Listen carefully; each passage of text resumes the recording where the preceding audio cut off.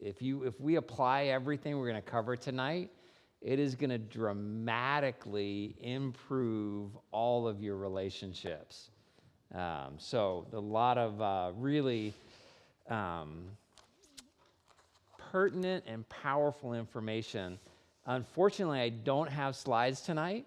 I was telling Terry, I have a mini tank water heater under my kitchen sink. So we get instant hot water out of the kitchen sink, and it started leaking. And so it took up a bigger chunk of my day than I anticipated because, yeah, you got to address it. You can't just have water leaking behind the cabinet. But I did get to prep for it. Let's talk about what we've covered so far. What do you remember about what we covered so far? We're doing this acronym PEACE for a peace offering. And the P stood for what? Physical response. And that's our physical responses to stress. And do you remember what the practice was in offering our physical responses of stress to God? Breathing in and breathing out. Yeah, right? So that's the calming exercise, the calming and quieting our souls, based on Philippians 4, 6 through 8. Has anyone been practicing that? A little bit. I want to encourage you to practice this as much as possible. It's like, like I go to the gym a few times a week, and I always see the trainers there with people, trying to coach them, and they're giving them great content, but what do you need to do if you're going to be in good shape? You got to take what they train you and then come back to the gym on your own time and do it. So the stuff that we're going through will literally change your life. That calming your soul activity is the most powerful spiritual discipline that I have in my entire life. It helps me. So I do it before I have my quiet time. I calm and quiet my soul. It enables me to listen to God when I read His Word. I do it before I study so that I'm not distracted by other thoughts. I do it before I pray so that I'm able to enjoy God's presence, not just come as a needy person dumping all my things on Him. And so this one discipline impacts every other spiritual discipline in my life. So I can't stress enough, please do that exercise. It doesn't take long, right? 5-10 minutes a day will dramatically impact your whole spiritual life and your whole walk with the Lord. So that was the P, offering our physical responses. What was the E? Edifying thoughts. And we had that whole thing on identity based on the first chapter of Ephesians. Again, basing it off of Philippians 4, 8, and 9. And yeah, the edifying thoughts. And how many of you have done that? That one's a little more awkward, right? To look at yourself in the mirror and say truthful thoughts, right? But again, this is going to have a radical impact on your personal security in your relationship with Jesus. And I know you've all got thoughts about yourself in your head that you replay all the time, so you might as well just change the playlist. In fact, I was going to kind of thinking of calling this exercise "Change the Playlist," because we all have thoughts that we just taught. I'm not good enough, I'm not smart enough, I'm never going to be successful, I'm such a failure. That person doesn't like me, I'm guilty, I'm not a good Christian. We have all these false thoughts that aren't the way God thinks about us or the way God tells us to think about ourselves. And so, again, having those edifying thoughts will enable you to be a more edifying person. All right? And so think of it, even if you think like, this is kind of focused on me, realize doing that exercise frees you to be focused on others. And so that's the power of doing that exercise. And so take out that sheet, as awkward as it is, stand in front of the mirror and read it to yourself. And it's gonna start, those true thoughts are gonna start to take root in your soul. And then last week we had attitude of gratitude, right? The A. And we all did that thankfulness exercise. Was that fun? Yeah. All right. Anybody pick up a thankfulness journal and take up that challenge of 5 thankful things a day? Yeah, excellent. Has it had an impact on your week? I actually already have one that I've been neglecting. It's been my thing forever, so I purposely do 5 each day. Awesome. That's awesome. Yeah, just being mindful of being thankful. I had a challenging thing happen a couple weeks ago, and just coming out of last week's study, the Lord convicted me on the drive home that I need to shift my thinking towards this circumstance and start focusing on all the things I should be thankful for. And it just revolutionized how I was feeling about the situation, a particular individual, and just freed me from all the heaviness that was a part of that challenge I was going through. And so tonight we want to talk about connected relationships. Connected relationships. And again, I think this tonight could radically transform your life. And so let me pray that God would do something really sweet in our hearts through his Holy Spirit. Father, we just want to come to you tonight and recognize that we need your Holy Spirit to guide us into spiritual things.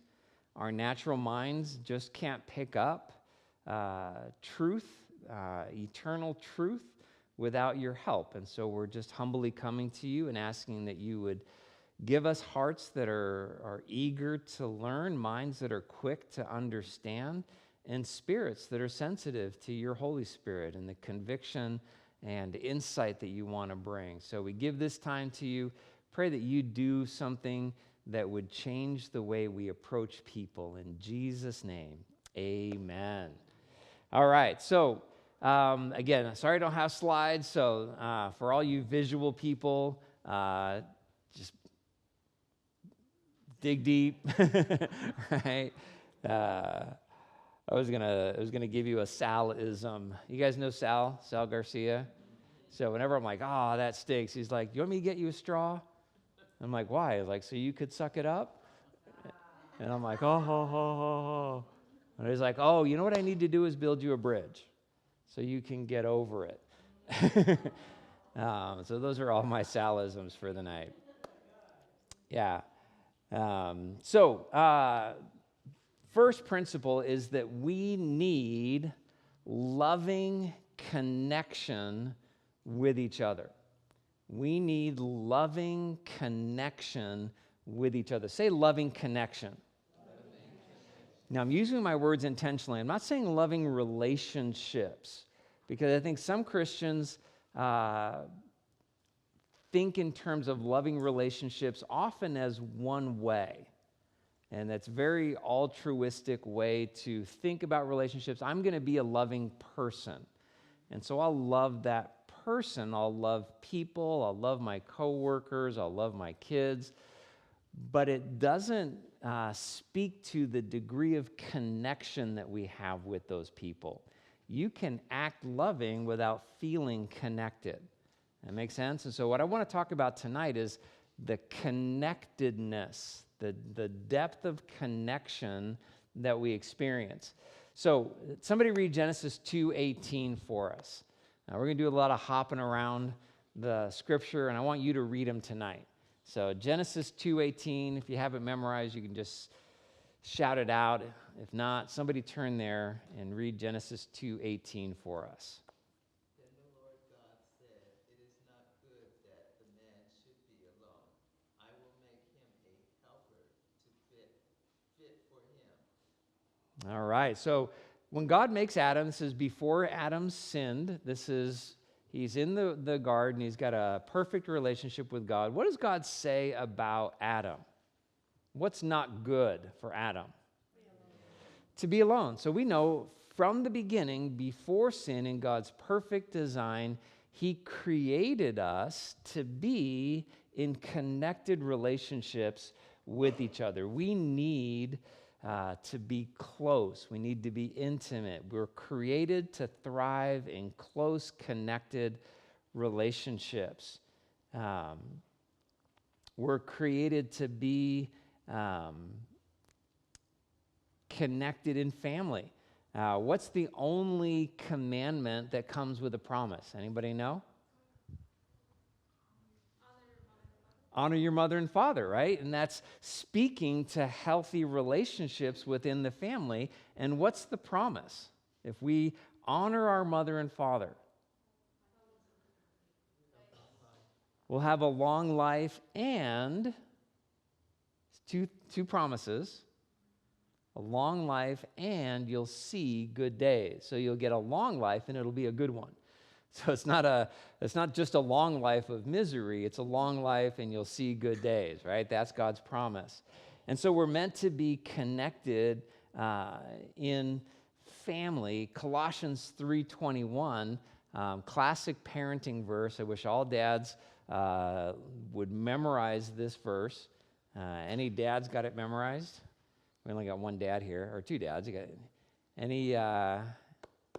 any thoughts? Three dads. Any thoughts on that? Do you guys know it? If not, read it. You should memorize this one. Commit this one to memory. 3:21. You're not a dad and you've got it down. Awesome. It's close. Fathers, do not provoke your children lest they become discouraged. Right? That this idea that a lot of times dads can be overly hard on their kids, overly critical, overly condemning, and it discourages, it provokes them.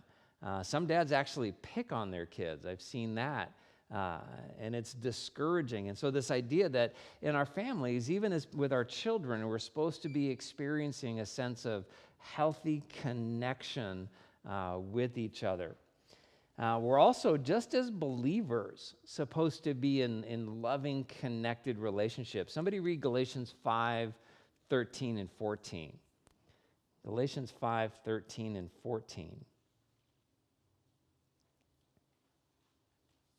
For you are called to freedom, brothers, only do not use your freedom as an opportunity for the flesh, but through love serve one another.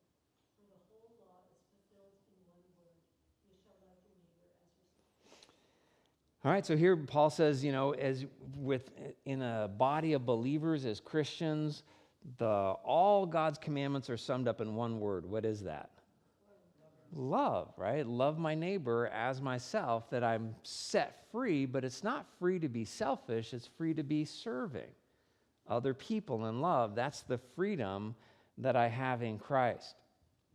All right? Friendship, we're supposed to have loving, connected friendships. What is Proverbs 17:17, the classic friendship verse?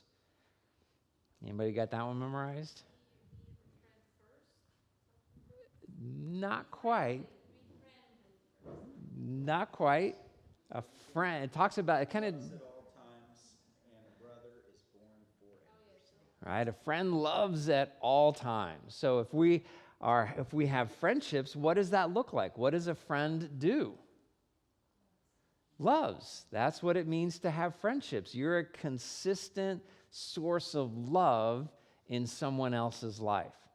That's what it means to be a friend. To have a friend means you have people that are consistent sources of love in your life. That's what it means to have friendship.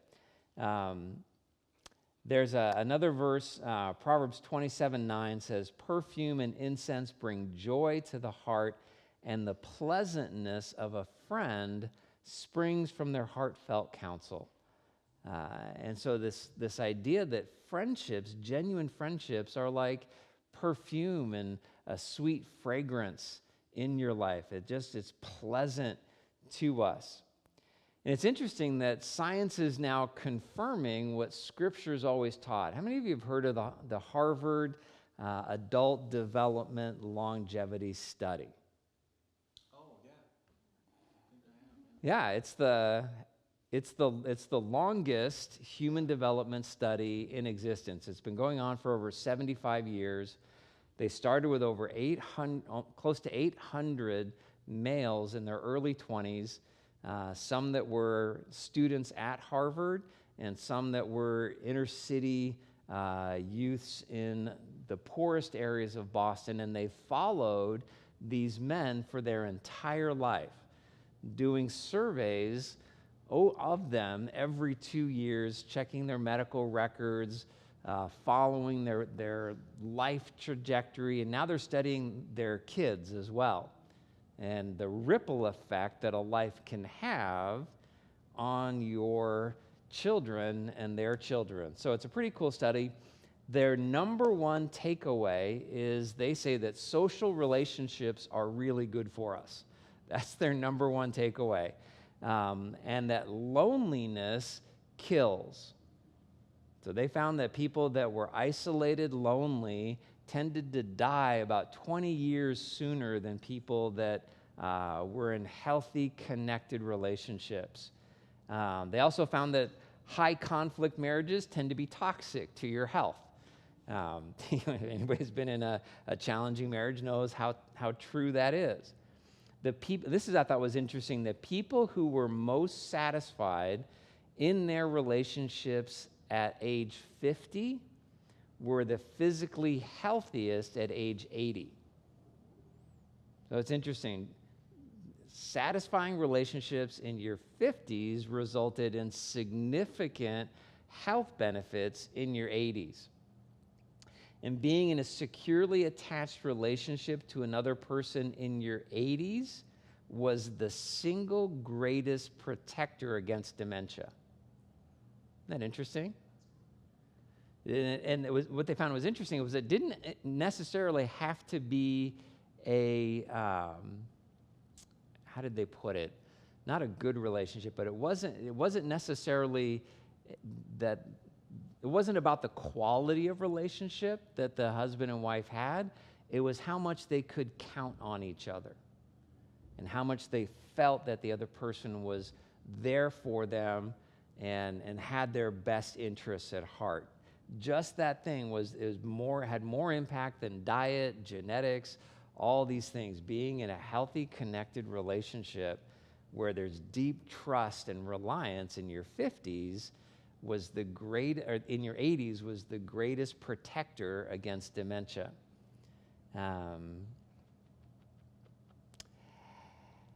One last thing here on this first idea that we need healthy, connected relationships. Someone read Romans 13, verses 9 and 10 for us. Romans 13, 9 and 10.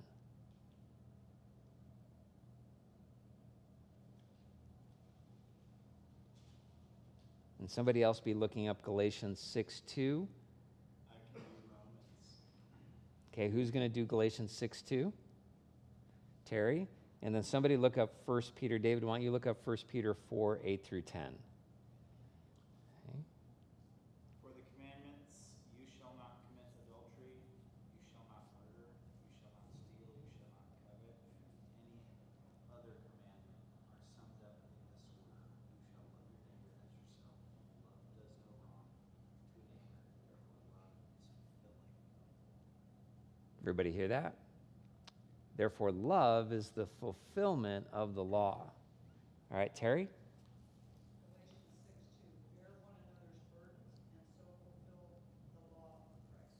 All right, bear one another's burdens and fulfill the law of Christ. David? 1 Peter 4, 8 through 10. Above all, keep loving one another earnestly, since love covers the multitude of sins. So here's the interesting thing. Love covers a multitude of sins. Love fulfills the law. Love fulfills the law of Christ. We work out our obedience to God primarily in our relationships with each other. We can't have a vibrant spiritual life apart from loving relationships with other people. So not only do we need loving relationships for our own well-being, for our family's well-being, but for our own relationship with God, we need good, connected, loving relationship with other people. And so this is the first point, right? That we need loving connection with one another. Say, we need loving connection. Turn to someone and say, you need loving connection. All right, turn to someone else and say, I need loving connection.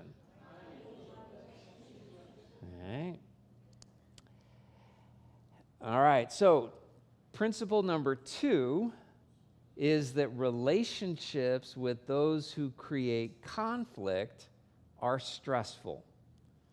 Relationships with those who create conflict are stressful. Somebody read, we're going to read a bunch of verses out of Proverbs. Somebody read Proverbs 16:28.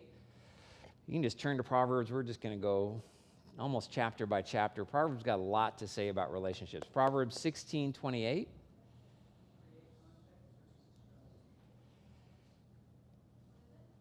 Proverbs 16:28. A perverse man spreads deception, and gossip divides close friends. All right, a perverse person, my version says, stirs up conflict or creates dissension, and a gossip separates close friends. Somebody read Proverbs 17:1. Better is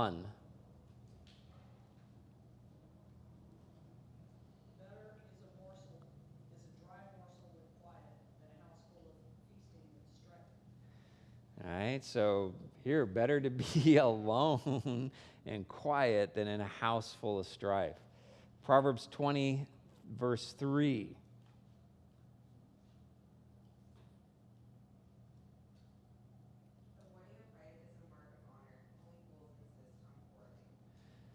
I like that translation. What translation is that? NLT. All right, yeah. NIV says it's one's honor to avoid strife, but every fool is quick to quarrel. All right, so it's foolish. It's Proverbs 21:9. It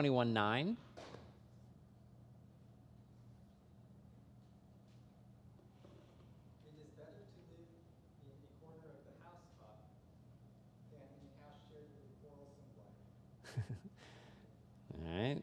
I was thinking I was going to actually put together, when I was doing you guys' premarital, I was like, I should put together like my top 50 husband verses and my top 50 wife verses.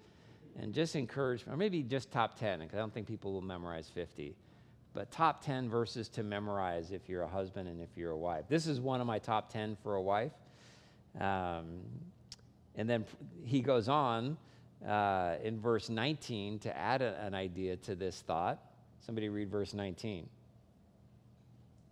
better to live in a desert land than with a quarrelsome and fretful woman. All right, better to live in a desert than with a quarrelsome, my version says, and nagging wife. All right. Proverbs 26:21 says, as charcoal to embers and wood to fire, so is a quarrelsome person for kindling strife.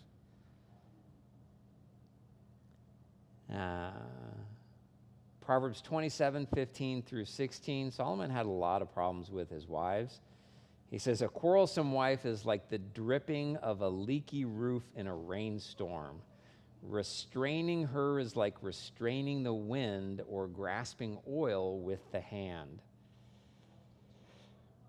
Yeah, Romans 16:17, I urge you, brothers and sisters, to watch out for those who cause division and put obstacles in your way that are contrary to the teaching you have learned. Keep away from them. And so here the Bible clearly teaches that the way we interact with each other matters. And if we interact with each other, we can interact with each other in a way that promotes love and connection, or strife and division, a separating of relationships.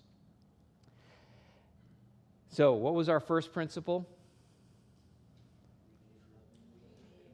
We need loving connections with one another. Say, we need loving connection. All right, say it again. We need loving connection. Say it like you believe it. All right. Principle number 2 was what?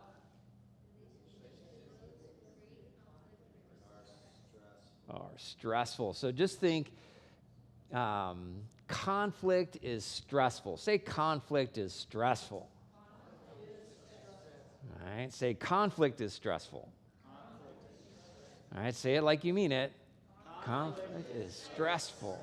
All right, so our third principle, and then we'll get into some application, is that life is better for those who are loving. Say life is better. Say for those who are loving. All right, somebody read Proverbs 12:18.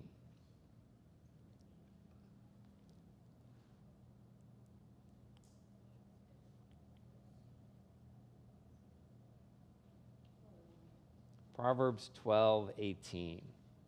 There is one whose rash words are like sword thrusts, but the tongue of the wise brings healing.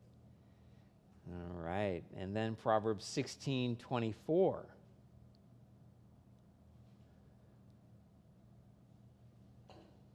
Pleasant words are like a honeycomb, sweet to the soul and healing to the bones. And then 1 Peter 3:10 and 11.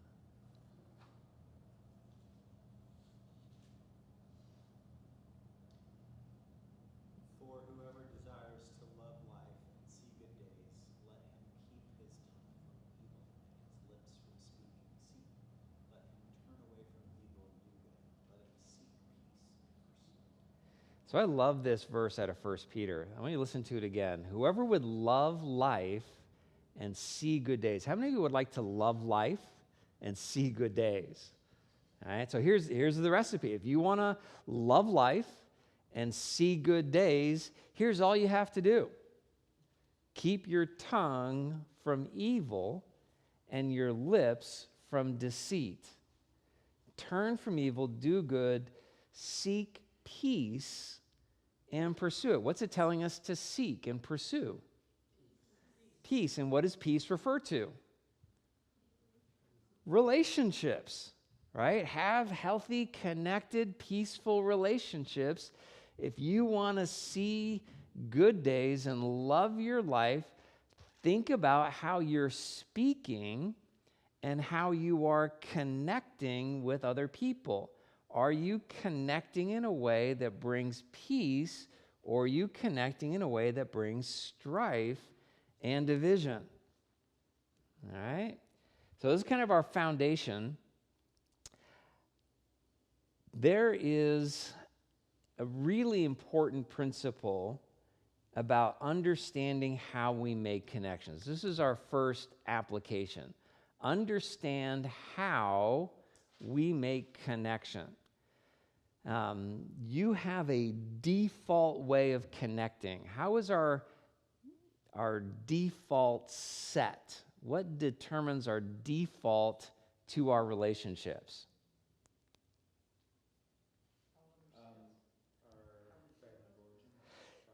Typically, it's childhood, right? We learn about relationships in our family of origin. It's influenced by our personality and modeled for us by our parents and siblings, and then reinforced through our interactions with other people. That make sense? And so we need to understand that we have a default that may or may not be healthy, that may or may not be biblical. And so what I want to do is I want to look at not digging into your default, but I want to look at how God wants us to design our relationships. And I want you to think in terms of your relationships as default or design. Do you want to have relationships by default or by God's design? Okay, so say default or design. Say default or design. Which one do you want, default or design? Okay, so let's look at what God's design is for connecting with other people. So, two key verses. First one's in Ephesians chapter 4, verses 2 and 3. Ephesians chapter 4, verses 2 and 3. It says, "Be completely humble and gentle, patient, bearing with one another in love, making every effort to keep the unity of the Spirit through the bond of peace. There's a lot in there. Be completely humble. How humble do you have to have good relationships? Completely. So pride is a bad default. All right? Pride is not God's design for healthy relationships. Pride will cause you to have strife, to be defensive, to be antagonistic, to get your feelings hurt. Pride is the first killer of connection. And so we have to learn to be completely humble. I was in a scenario where I was talking with someone and the conversation turned and they started accusing me of stuff that I felt was completely untrue. And just over the years I've learned the fastest way to change it is to do what? Humble. Just be humble. And so I said, I'm sorry that the way I am treating you makes you feel this way. Not my intention, but I take full responsibility and I apologize. Now, inside I'm like, but I'm just learning to, just stop it. Don't get into the back and forth. Don't try to defend. Just be humble, swallow my pride, as bitter as it tastes, and let God begin to move through that. And so that's the first thing, being humble and then being gentle. What's gentle? What does it mean to be gentle? Or what would be the opposite of gentle? Harsh. Sharp. Actually, the opposite of gentle is forceful. All right? So I love this analogy that gentleness is appropriate application of power. That's what gentleness is, the appropriate application of power. So you think about a dad with a newborn. Or let's pick like a 2-year-old. What do 2-year-olds love it that dads do that moms never do? Launch them into the air, right? And kids just love that, right? Dad takes all that strength and launches their child heavenward. Now, is that forceful? No, it's an appropriate use of force, or another way to think of it, right? Because it's always gentle, and that's why kids love it if it's done correctly, right? Because then they have they learn this great trust in dad's strength. What about wrestling, right? When dads wrestle, that's probably the clearest use of appropriate strength, right? When your kids are little, what do you have to be? Gentle. Are they gentle? No, they are 110%, right? They are like little demons trying with all their might to pin you or tickle you or whatever. I remember when Jackson was about 12, 13, I'm like, okay, buddy, we have to have a conversation.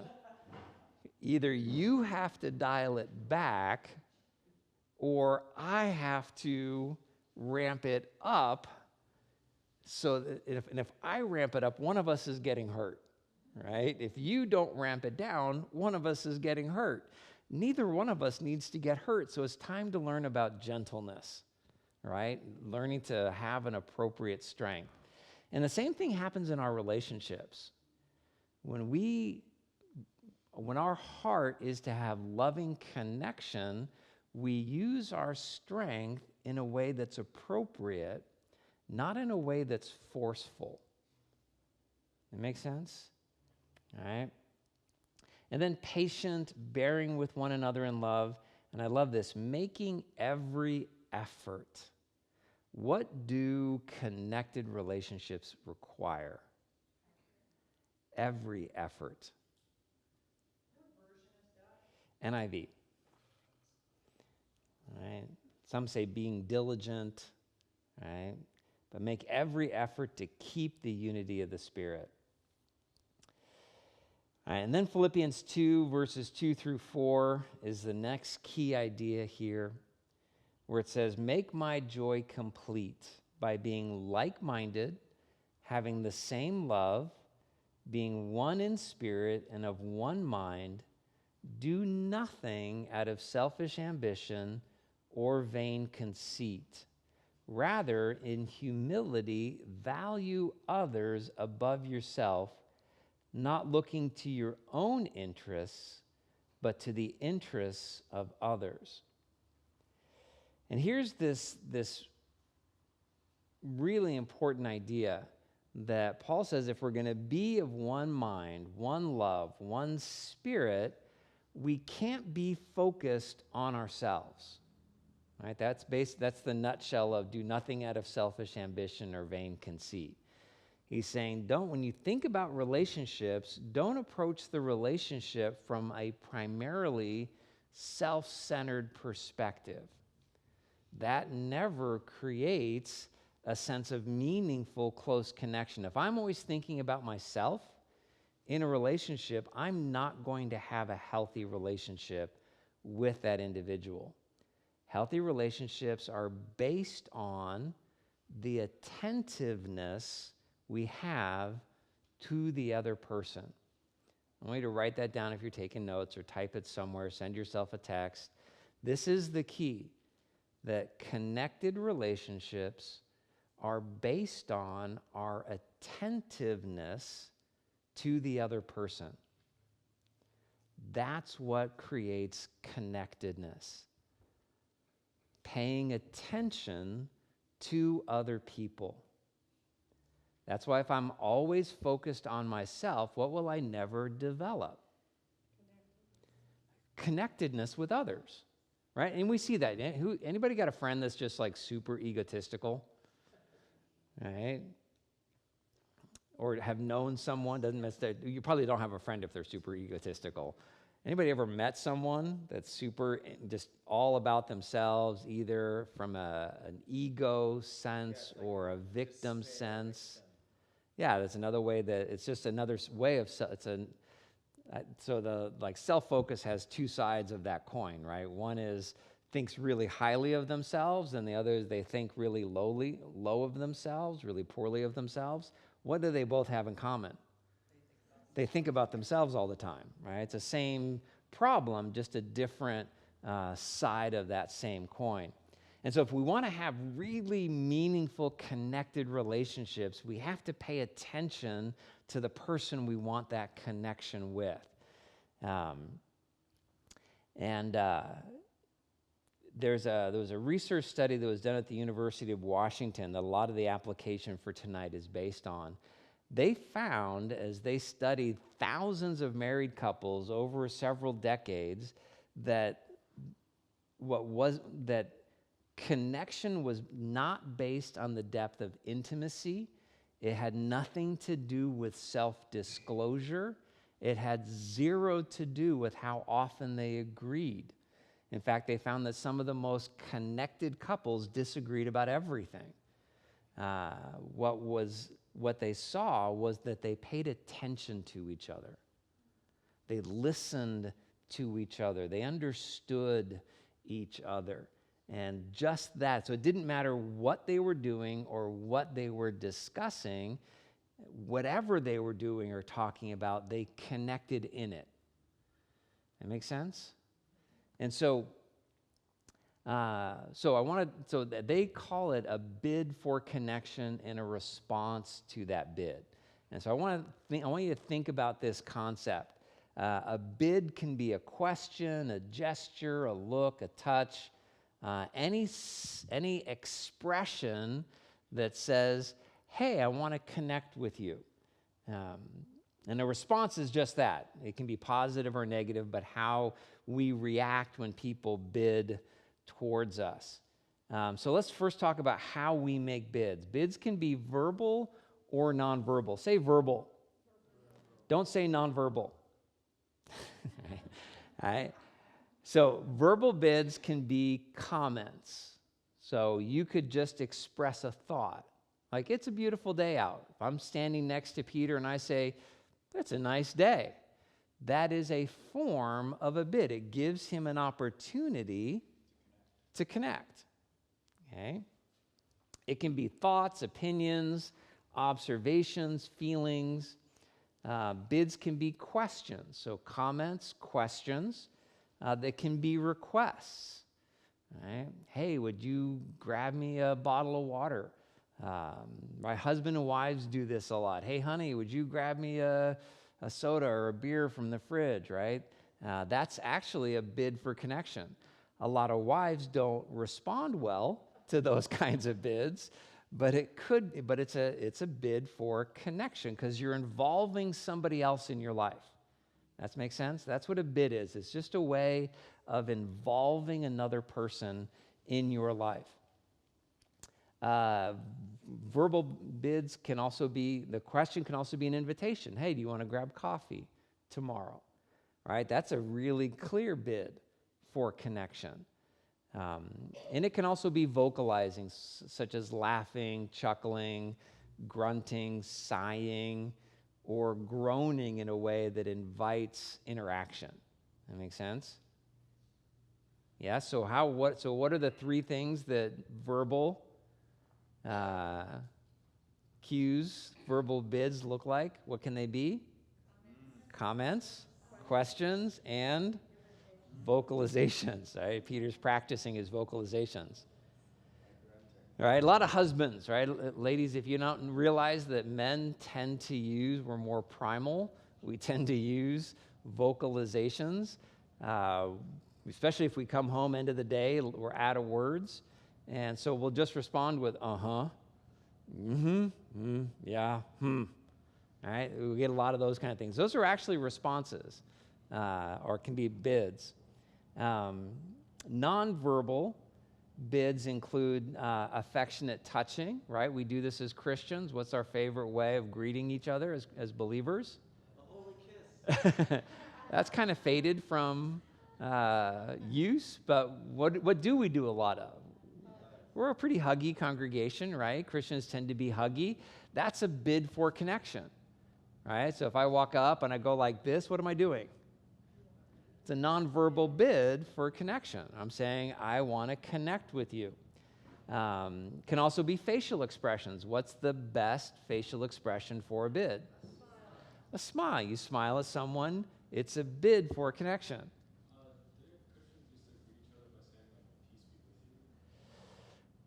Yeah, some do. Some still do.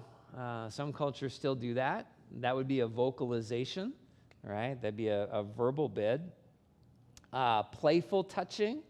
You'll see guys do this a lot, right? Like giving each other a shove, a slap on the back.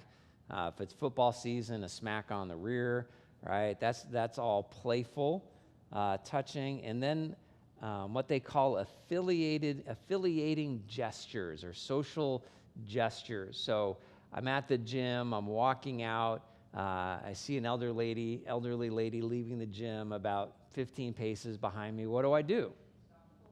I stop and hold the door. That's a gesture, right? That's saying, hey, we're part of the same group. I'm going to be kind to you.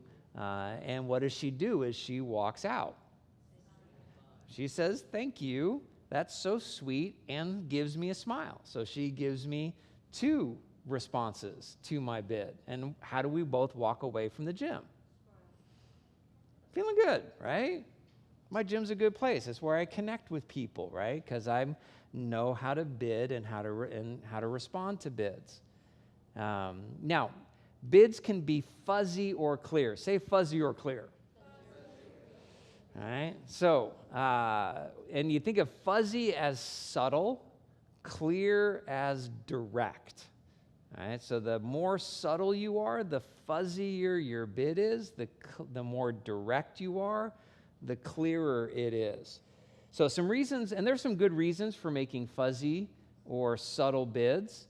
A lot of times we do it on purpose. And this is actually a savvy social skill that we learn. And that's to avoid what we would consider unnecessary vulnerability or emotional risk. All right? So it's usually when we don't know someone that well, we're not sure what the response is going to be, or we're in a situation where there's a potential for a high level of disclosure.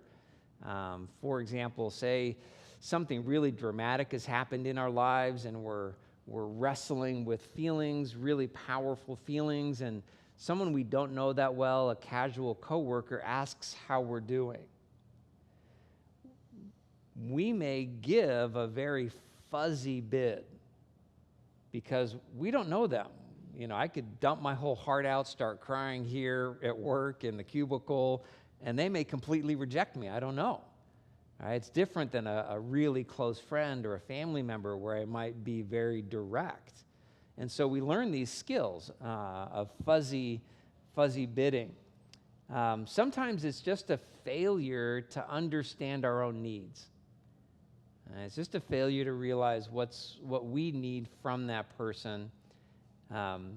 Most of the time what I found is it's unintentional poor communication. People just don't know how to do it well. They're just not good at it. And so I'm going to give you a couple examples. So here's a scenario. I'm going to call it Dave and Robert. So Dave comes up to Robert and says, "Hey, Robert, how's your startup company going?" Robert, "It's been a great first year. We can barely keep up with demand." Dave, "Wow, I bet you're always looking for good talent." Okay. What's the fuzzy bid there? What does Dave want? A job. So what would be clear? Robert, "I would love to come work for your company."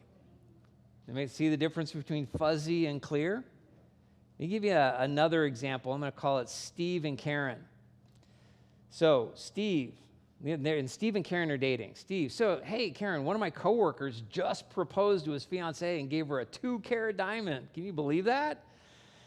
Karen, "I'm a simple girl. I'd be happy with just a plain gold band."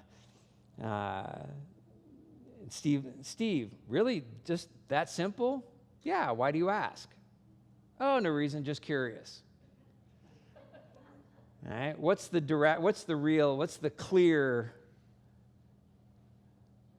clear bid?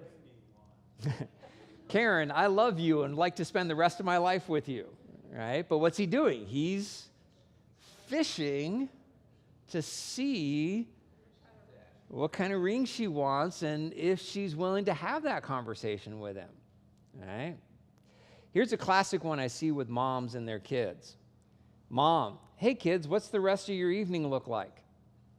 Kid number 1, "I got some homework I need to finish." Kid number 2, "Jen's waiting for me to call her back." Kid 3, "There's a new episode of my favorite show on at 8 o'clock.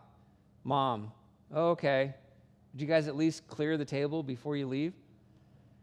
What's the clear bid? "Yeah, I want some quality time with my kids. Let's all play a game after dinner." See the difference between fuzzy and clear? So the clearer you can be in your bids, the more likely you are to get the response that you're hoping for.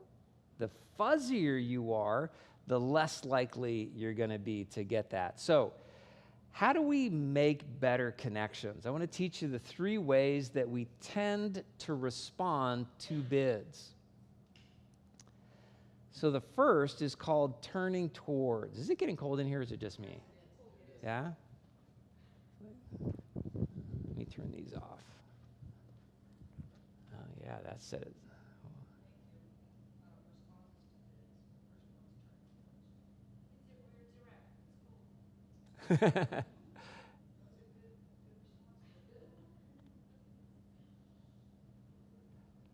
Yeah, so I gave a very clear bid, right? Is it cold? Is anybody else cold? Is it just me getting cold? All right.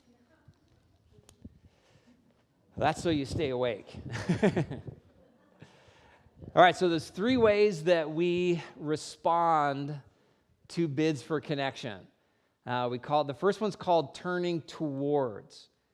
All right, turning towards. We read that verse, great verse from Proverbs 16:24. Gracious words are a honeycomb, sweet to the soul and healing to the bones. Turning towards helps you feel good about the interaction. It welcomes more interaction. Okay? The second way that we respond is what's called turning against. Turning against. Proverbs 15:1, a gentle answer turns away wrath, but a harsh word stirs up anger. So turning against makes the bitter feel hurt and rejected. If the responder is somebody with power, right, a parent, a boss, an older person, a dominating spouse, then it causes anxiety and fear. All right, so if you grew up in a home where your bids were harshly responded to, you were turned against, then you tend to develop anxiety and fear. And this type of turning against is usually not malicious. There are a few people in life that are just mean, but it's typically because there's too many demands on your time. You're too busy. You're stressed. You lack peace, or you lack a satisfying purpose or direction for your life. So you'll find men in their middle. You ever heard of midlife crisis?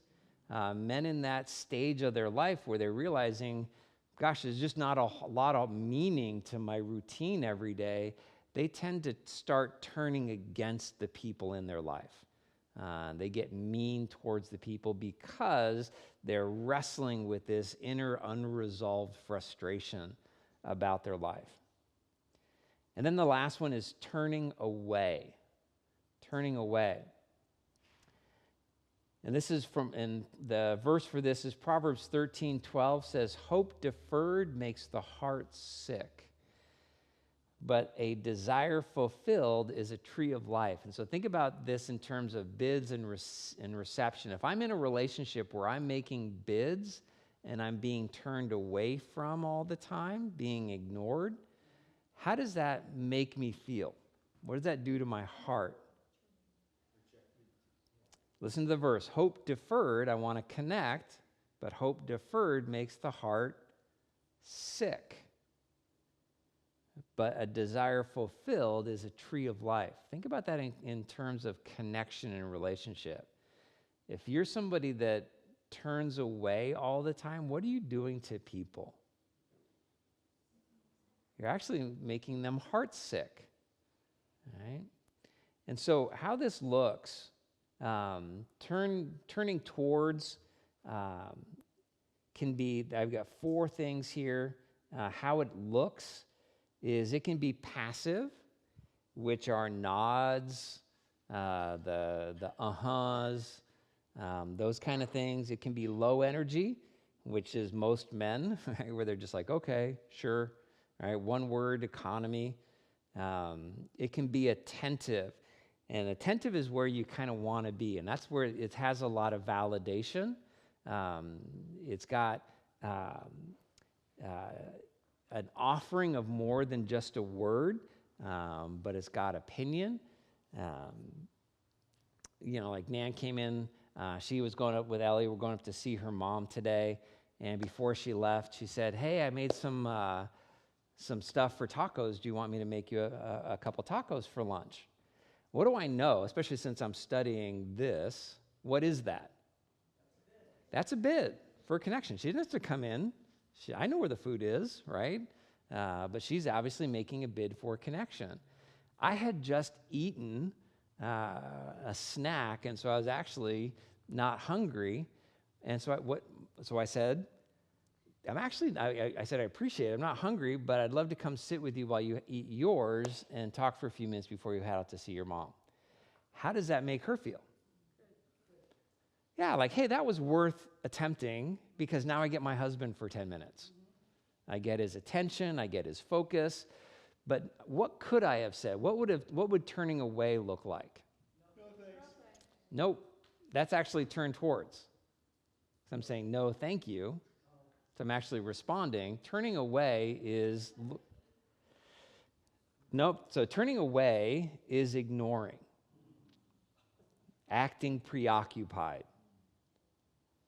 All right. That's the way most men typically turn away from their wives, right? If they're watching ESPN and the wife's like, hey, what do you want for dinner? What does the husband do? Just pretends like he didn't hear it, right? Until she walks into the room. He's like, did you hear me? And then what does he say? Oh, huh? What? Right? Pretends like, so that's a turning away behavior. It's actually the most destructive of all the behaviors. Turning away causes more damage to relationships than turning against. Like with children that are abandoned, it's worse than being abused. Children that are ignored and not cared for versus. Children that are, I think they're both pretty, I wouldn't want to say which one's better. They're both bad. But yes, babies that are not held don't thrive. They die. Turning away is acting preoccupied, no response. Women turn away, this is interesting, tend to turn away by interrupting, by cutting people off mid-sentence, by giving unrelated information or changing the subject. People who are arrogant turn away by invalidating, by dismissing something as irrelevant, waving off what someone's saying, or using what I call whatever language. When somebody says something like, whatever, right, that's a way of turning away from someone by invalidating. So the three ways we turn away are to ignore, to interrupt, or to invalidate. Okay. The impact turning away has is it invites less bidding. People actually stop bidding with you if you turn away from them. It can increase conflict, creates a lot of hurt feelings, and that relationship is going to end sooner than later. The third way we respond is turning against, and I've got a bunch of C's here. The first way we turn against is being critical. And these are complaints, blaming, questioning motives, finding fault, attacking character. When someone makes a bid, so for example, husband's watching the football game, and he's like, hey honey, would you mind grabbing the chips and salsa out of the fridge when you come in? What would turning towards look like? Sure, you want a soda with that too? Right? And how would the husband feel? Even though it wasn't the best bid, right? How would the husband feel? Connected, loved, and so he's more apt to say something like, hey, at halftime, you want to go for a walk? That make sense? And she'd be like, I would love that, And then how does that relationship feel? Feels connected, feels close. What would turning away look like? Hey, honey, would you mind grabbing the chips and salsa when you come back in?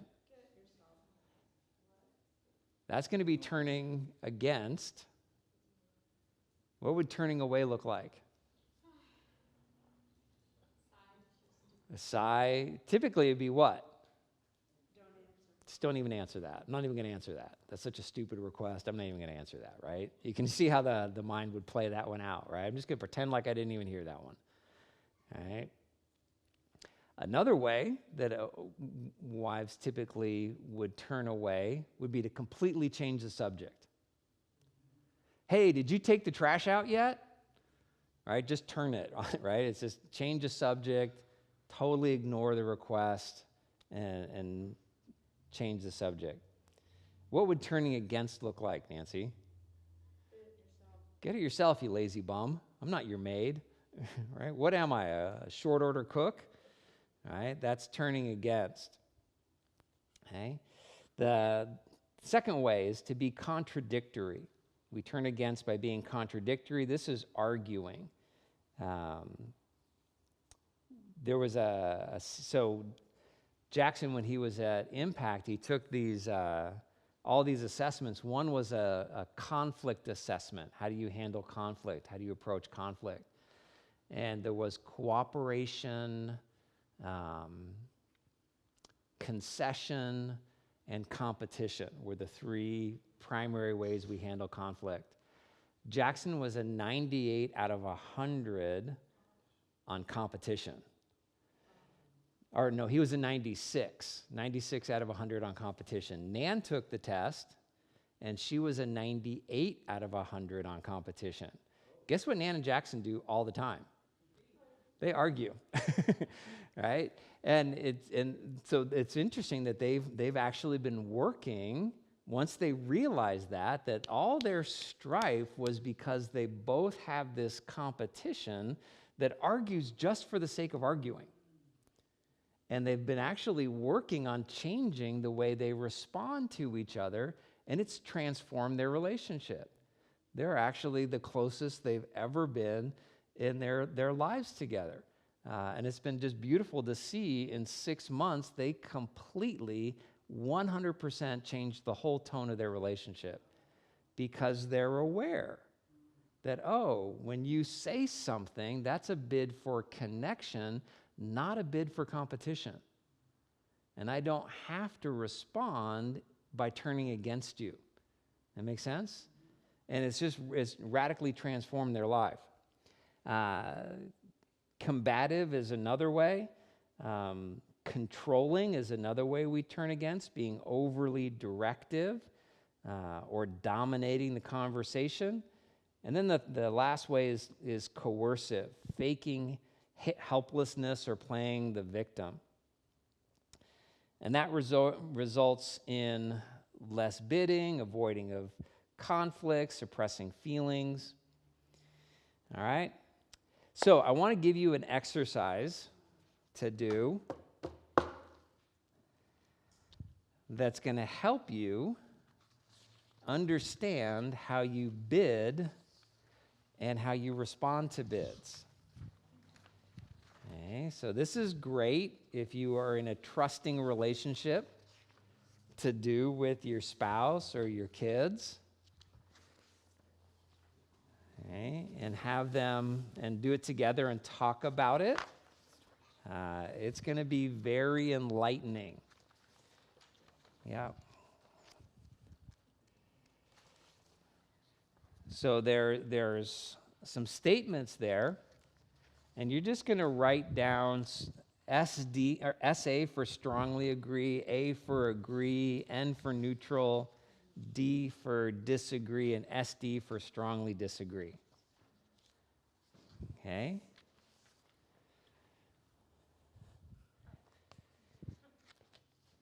Okay, so go ahead and fill those out. So think about a person that's important to you, a spouse, a friend, a child, a parent, a sibling, a coworker with whom you currently having conflict or discomfort. For each item, write down either strongly agree, agree, neutral, disagree, strongly disagree. Okay, we'll just do this first page. If it's a coworker, then pick somebody you're having conflict or discomfort with.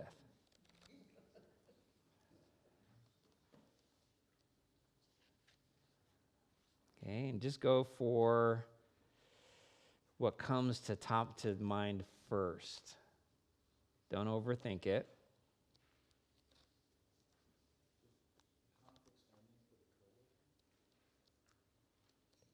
Yeah, a coworker with whom you're having conflict or discomfort. This gets you into a more relational mindset with a coworker. If you just picked a coworker, it could be a pretty generic relationship. So a spouse, a friend, a child, a parent, a sibling.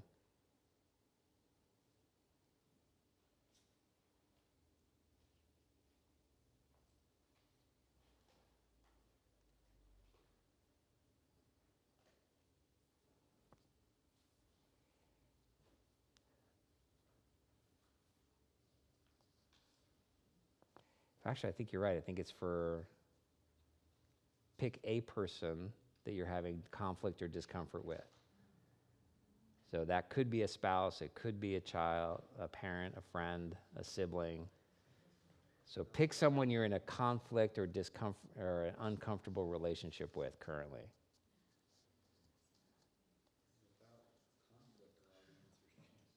Yeah. So pick someone you're having conflict with.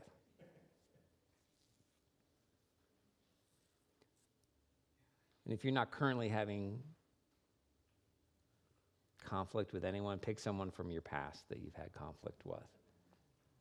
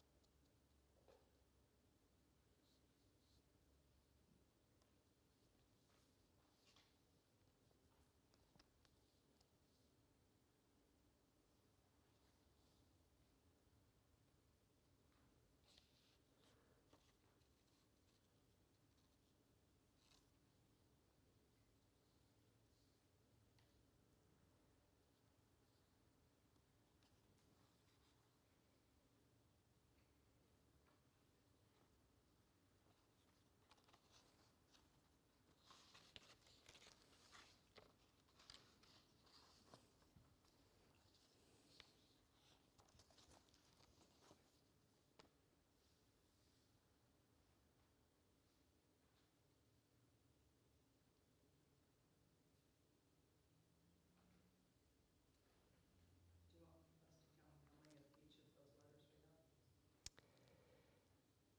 have? So is everybody done with the first 12? First 12?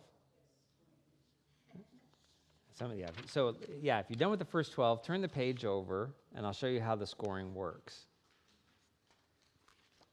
Okay, so for all the items, calculate your score as following. If you have a strongly agree, for every SA, put 2 in the margin. For every A, you get a 1. For every 0, for every neutral, you get a 0. Every D, you get a -1. Every strongly disagree, you get -2. Okay, so take the first 12, and this is going to show you how reticent or eager you are at bidding. Okay, so you tally up the number for those first 12. If you score a 6 or higher, you're bidding in a way that tends to keep your needs hidden and unknown. You're a very fuzzy bidder. 6 or higher, you're a fuzzy bidder. All right? You have a tendency to be unclear in stating what you need from people. And this can be a problem in the relationship because the other person may feel like you always want them to read your mind. Okay? A score lower than 6 means you tend to be more direct. This is better for your relationship. Any questions about how that scores? And these are great to do with spouses. Because I remember the first time I did that, Nan's like, "You're not as clear as you think you are." Right.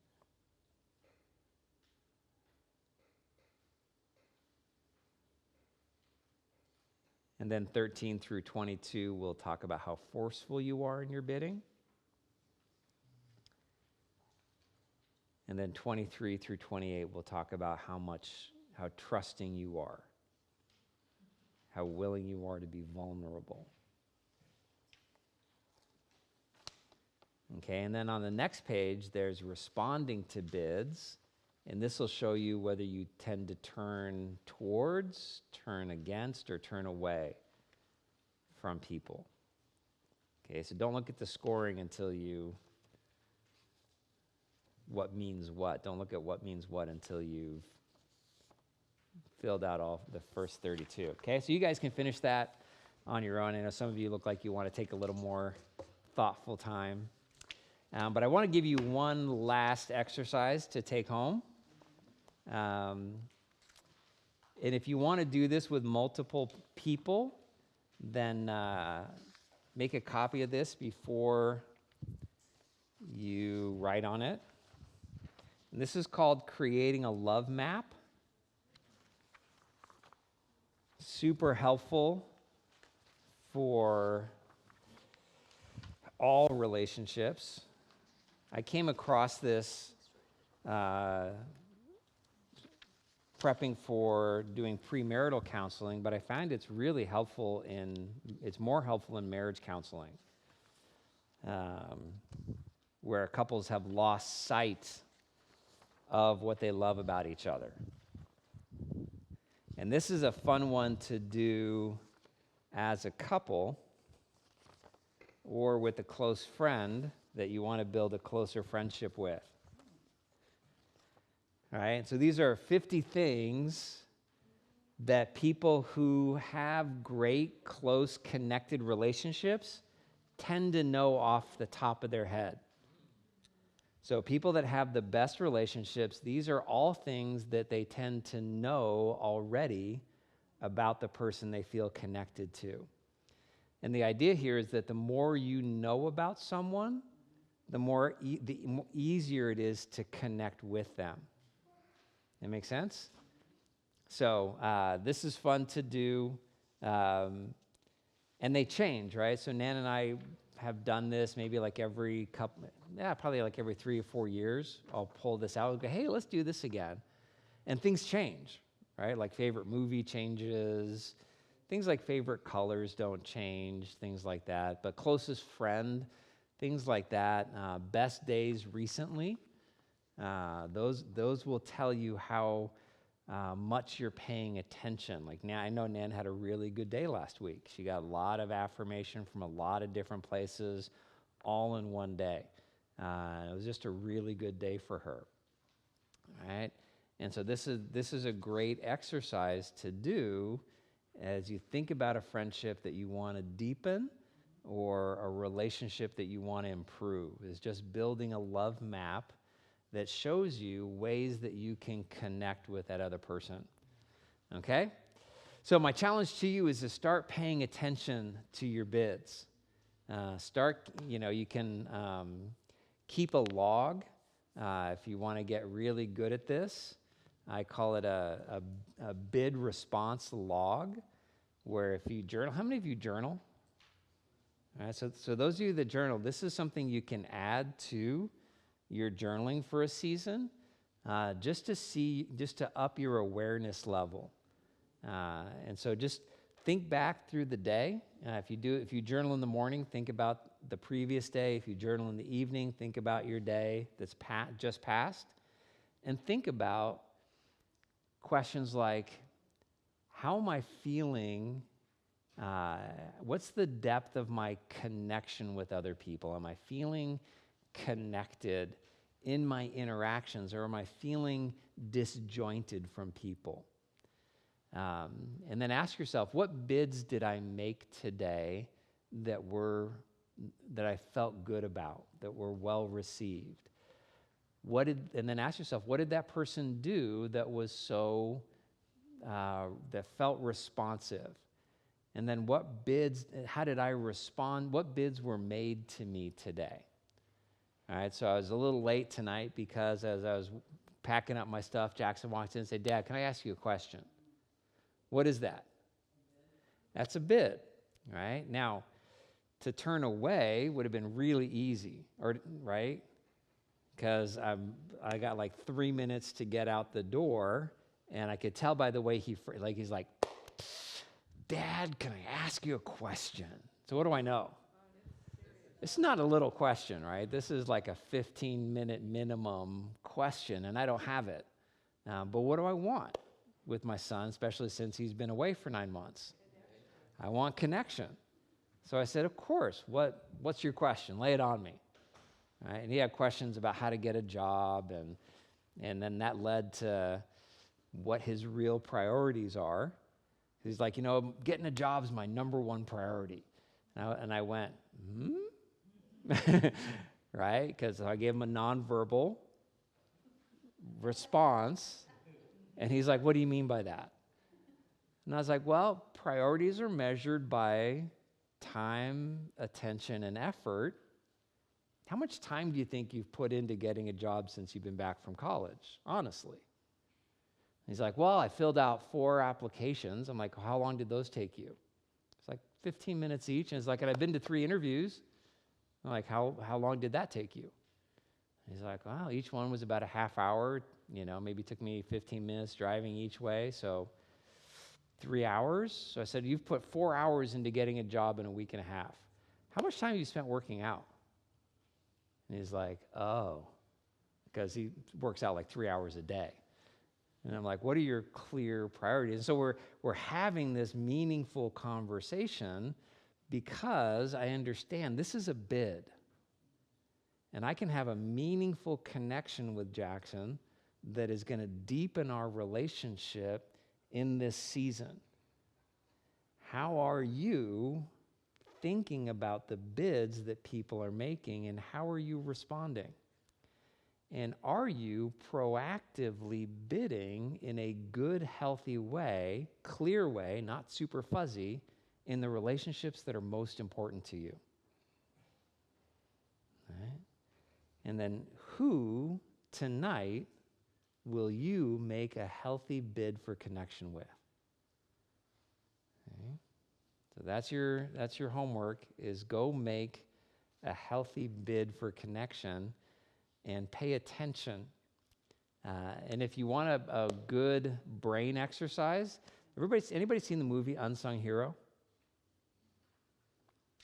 Great movie. It's not going to be out in the theaters much longer. We went and saw it last night with the kids and my dad. But if you go see that movie, Unsung Hero, it's about a family, Rebecca St. James, and she was a singer, Christian singer in the 80s, and King and Country. You guys heard of that band? It's about their family. So it's a really interesting story, but I want you to watch the dad and ask yourself how he responds to bids for connection versus the way his wife responds to bids for connection. Okay? All right.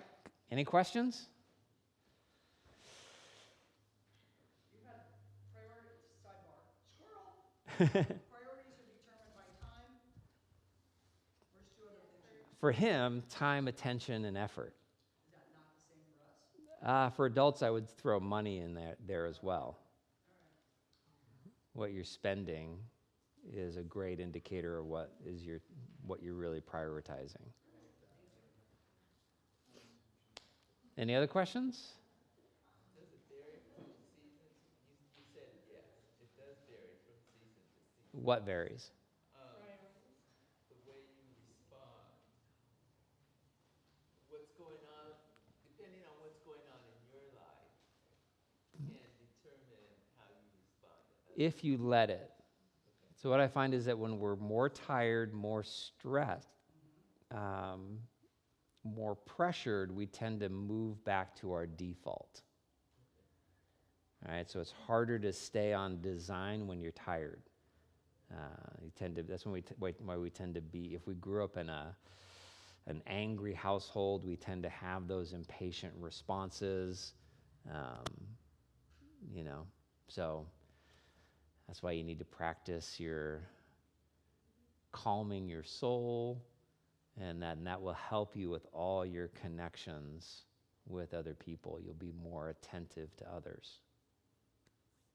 Does it depend on if you're an introvert or extrovert? It actually doesn't. No, some people that would think of themselves as introverted are actually some of the most attentive people because they tend to watch more. That makes sense? Like Ellie was my watcher as a kid. And people started labeling her as shy. And if you know Ellie, she's anything but shy. She was a national debate champion, speech and debate champion. She's no problem being up in front of people, but she's a watcher. She's super observant. And so she would say, like after church, "Hey, Dad, did you notice that Terry looked a little sad today?" And I'm like, "I didn't." I'm not as observant, or, that Peter looked preoccupied. She would just always notice those things. And so I think introverted people have it easier. Really, extroverted people are usually all about the excitement and the energy, and they're moving too quick through relationships to be super observant. So, yeah, but it's not, remember, it's not the quantity of bids that matter. It's the quality of bids that matter. And learning to make good bids. And so, we worked really hard with our kids on labeling emotions and feelings and making that safe things to talk about. And Eliana had no problem walking up to me when she was little and say, "Daddy, I need more of you." Right? That's a super mature bid for anybody to make, let alone a 10-year-old. Right? But she had that ability just to walk up and say, "Dad, I need more of you. I need some daddy time." Right? That's great. So, any other questions?